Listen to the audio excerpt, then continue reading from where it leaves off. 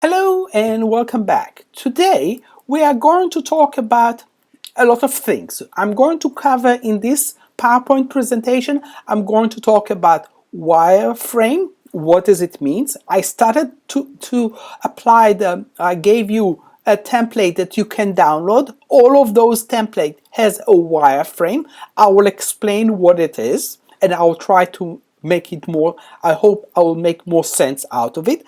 And then in the second part of this presentation, I will also talk about forms, HTML form, how do we validate it, where do we send the data of the form to, what does it really means, and then in the last part of this module, in 5C, I'm going to talk about PHP because this is the main language that I want you to start thinking when you are looking at web technology and website. So let's start. What is a wireframe?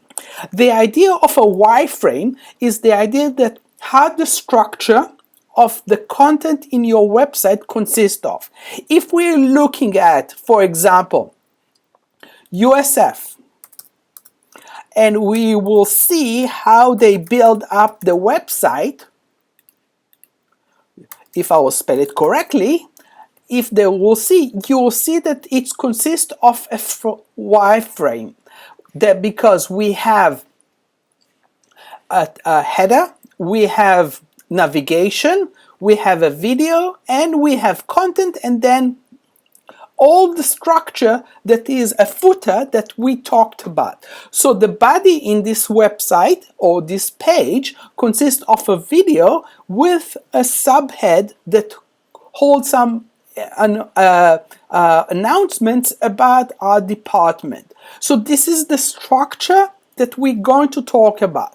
And all the application or all the website that you reviewed last time in your assignment for module number 4, you saw that it is consist of a lot of framework, a wireframe, in order for them to construct that. And in that, they have the images set up, and everything is built in as a website by itself. When we are talking about navigation, we are talking about, in this case, they divided it into 4 main categories, and each category has a subcategory. In example, about, as they have the overview, the team, the mission, and the job, or services, what type of services they do, and contract, and so on. So this is a structure that you need to start thinking about when you are going to plan your final website. And the idea here is that you need to be inspired. You need to not only inspire yourself, but you need to inspire your user. And this is a hard thing to do, especially when everyone already saw so many websites, and we all know what type of website and the entire design. You need to be unique on that. I will not judge you on your design skills. I will not judge you based on how sexy the design is. I will test you about the structure of the design. Is everything stand by itself with regard to the website that you're going to create? So the idea here is, again, if you will go to work with a company that specializes in building a website, there will be a process. It's organic process that shows different wireframe and allowed to show how the process between one frame to another and how it can be applied to the website design. There's many tools like we saw in HTML, in JavaScript. There are many software applications. Adobe Dreamweaver is one. There is even, you can create, if you are familiar with Adobe Illustrator, it can be done in Adobe Illustrator. All of that has some sense of how to generate the wireframe. And again, this is application that specifically address the wireframe. I gave you an address for Adobe Dreamweaver template. And as I did it last time, the wireframe, you download the application and allows you to show what it is consists of. And this is the frame that they are, wireframe that they are used. And again, I saw some of you like cars, so I download this wireframe. Again, it's up to you. What you need to know is what each components on the website consist of and what is it entail. In this case, they'll open up class. You will need to have a HTML embedded into it in order for you to have Facebook, why us, about us, and it takes a long time. That's why my concern is right now, I want you to have understanding and start working on it. I know summer is, this semester is very short. I want you to start thinking about that. Try to imagine if you are going to build a website quickly and proficiently. One of the things that I would like you to think about is wireframe and how you're going to construct that. I'm going to illustrate the wireframe with one of the software. I don't require you to download it. It's just a good illustration to what I want you to think about when you are going to design or implement the template that you download. So in this case, you have a canvas. The canvas gives you what is the pages that you all want to have connection to, and they have widgets. Widgets, something that a terminology that often used also in Google websites, and allowed you to implement those widgets into the website itself. And again, you can open more than 3 pages at a time, and you're able to do that. So you're going to start with a master page that is the structure of the web page. In your case, the master page that you're going to construct is where you're going to see all the components of the website. It's basically the main page of the website, and the idea of how you make the user look at the links inside it. And one of the things that usually people likes to have is icons that help you to push it further. So the idea here is the idea of icons allowed you to use on-click or on-mouse, which is a simple JavaScript, and I will share with you on-click on-mouse out or on-mouse enter example of that JavaScript that you will be able to take in order for you to implement that into your website. There is also option of search and where the links are, and this is the part of the software that, again, I thought in the days when I used to design websites, I thought this is really cool. So again, one of the things that I want you to always think about is where is the width and the width of the page and how many pixels we are talking about, and the grid that you are using in order for you to do that. So again, determine the grid, determine how the grid will look like with regard to colors, with regard to structure, where things will lay out for you is important. Example, this is a classical grid to a layout. Logo on the left, navigation usually in the middle. There's a banner, and there's a feature 1, feature 2, feature 3, and the footer. And again, if I will show you the example of the website, this is the structure of every website or university website with that regard. There is the banner, there is the issue of that, and how they implement everything together.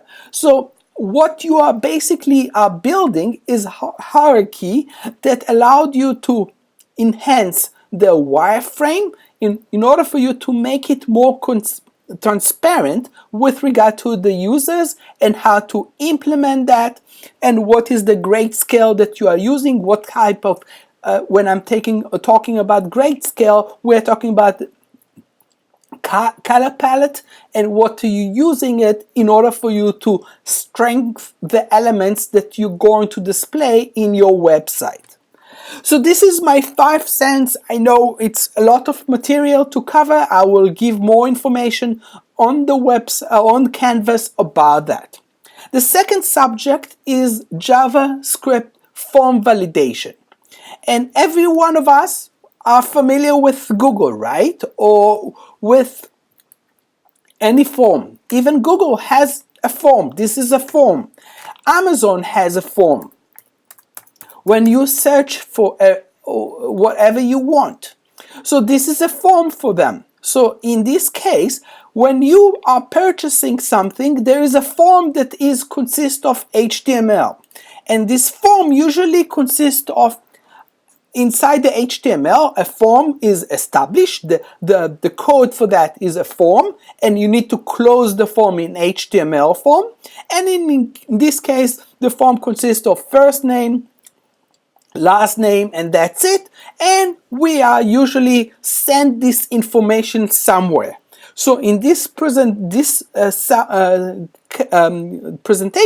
I'm going to talk about the structure itself of the form and what does it entail.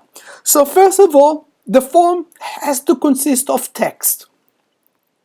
Usually the input is in text, but there is also the icons or the buttons that you will usually select or apply in order for you to do that. And there is the submission where you send the information. So in this case, usually we are applying a PHP page that will collect this information and will send it to the database in order for you to be saved on a database and not on your phone, because it will get lost. So the idea is secure and collect all this information in order for us to use it further on. In this case, we can send this information by 2 methodologies. One is GET and the other one is POST.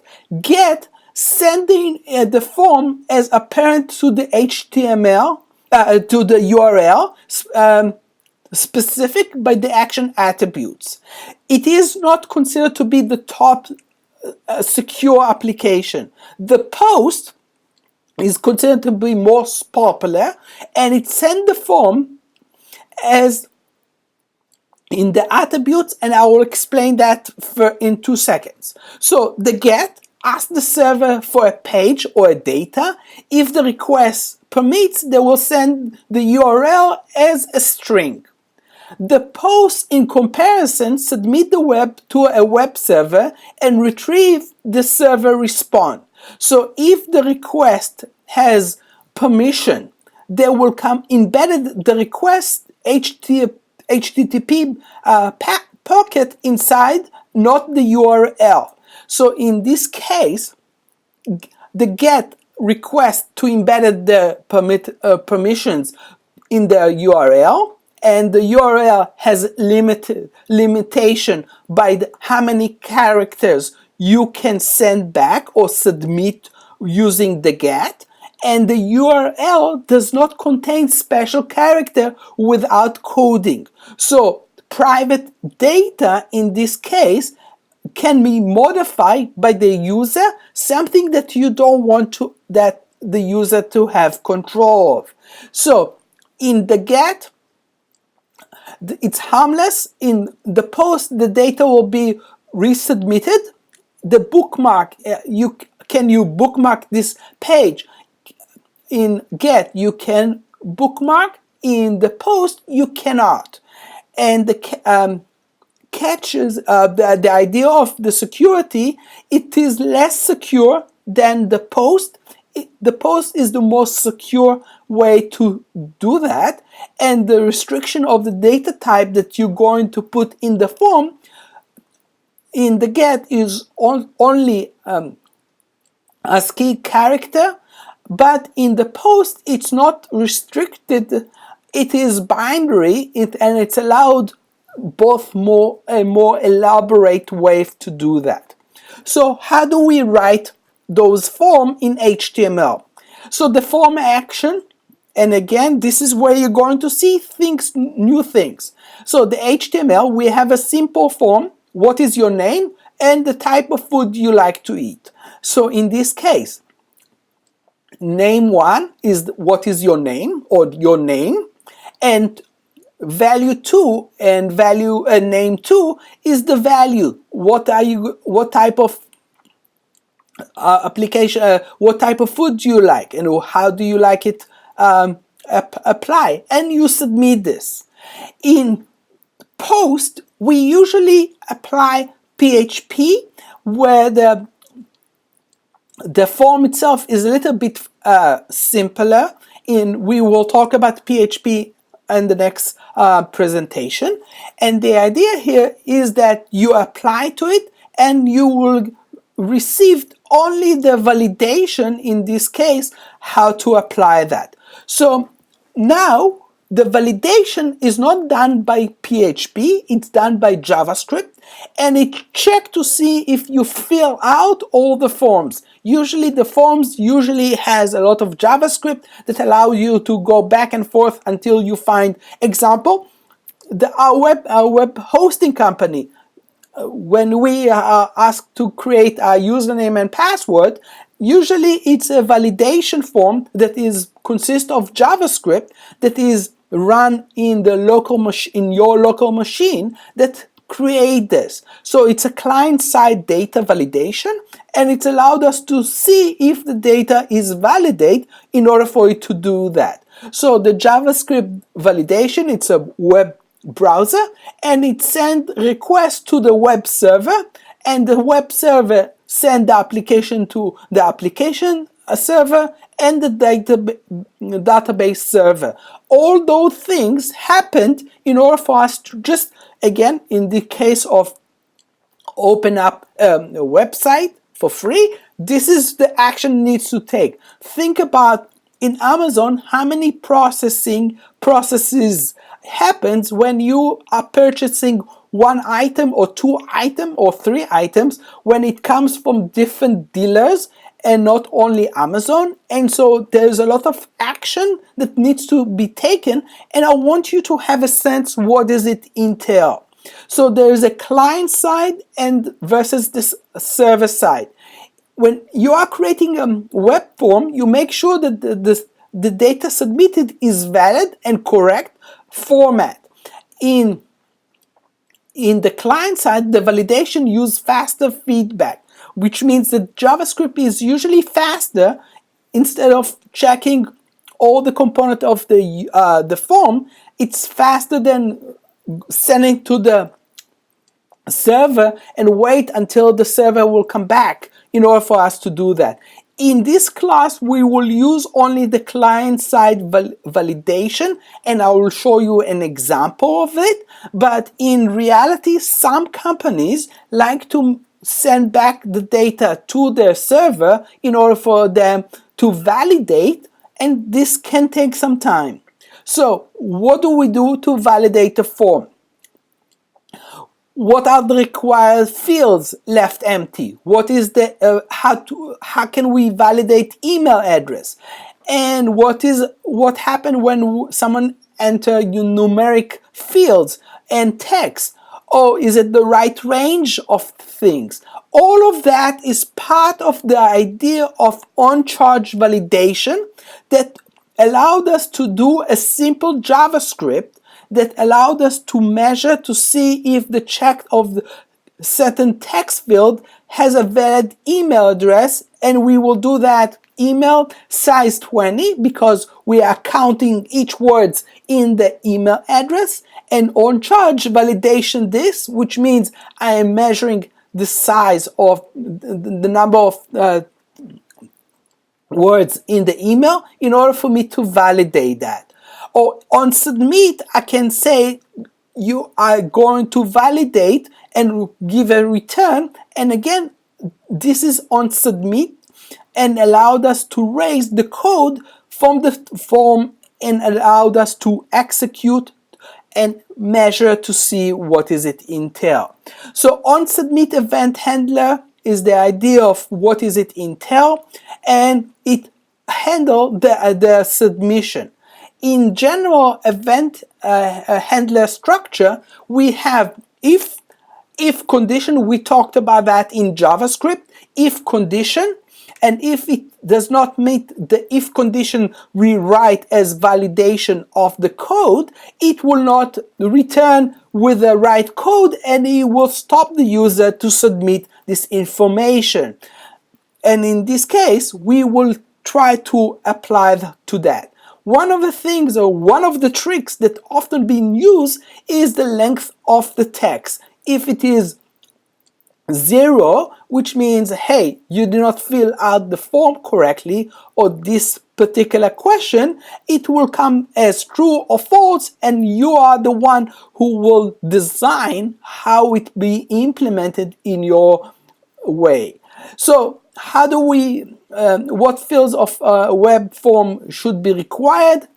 Usually a good visual practice or usability practice is that it should be accessible, it should be clean, it should be spell out what you require from the user in order for it to validate.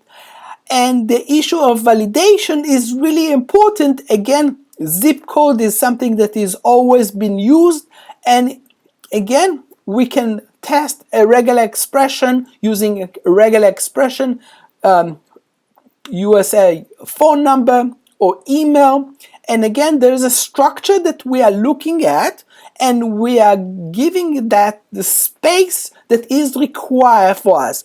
Example, we are looking at 7 numbers but extension with 3, and so again I divided the code into, as you can see, for 3 parts, 3, 3 and 4, in order for me to validate if the user filled out. Email, again, I'm using small not capital letters but also capital letters in order for you to validate, and are giving it enough space in order for you to do that. Test this, try to see what does it entail and how to apply that, and test to see if it is a text, a number returned a true, or if number false otherwise, and this is the idea. Multiple validation can be applied, and I will post the code for that in the canvas, so you will have more specific understanding of it. I want you to test it. One of the things that you learn, I know that my lectures are long and it will take you forever, but test it yourself so you will have a sense what is it entail, what is it, the idea of it, and how to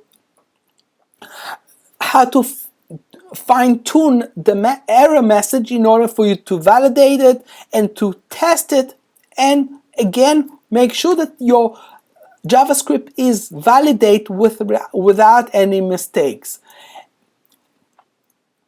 And again, this is a require fields and how to apply that. This is example, and test to see if it entail, what does it entail, result, validation, email validation, and again this is the part of it, and I'll post again those example also on the canvas so you will have the idea what does it entail. So you're going to design a basic JavaScript validation form, and we're going to start today about PHP, but I would like you to read, I will not ask you to read this book, even though this is a good book to read, but I would like you to visit php.net. There's a lot of manuals in that might help you, and I will give you more reference on that subject. So this is video number 1. Then next video is about PHP introduction. Until next time, or until next video, have fun.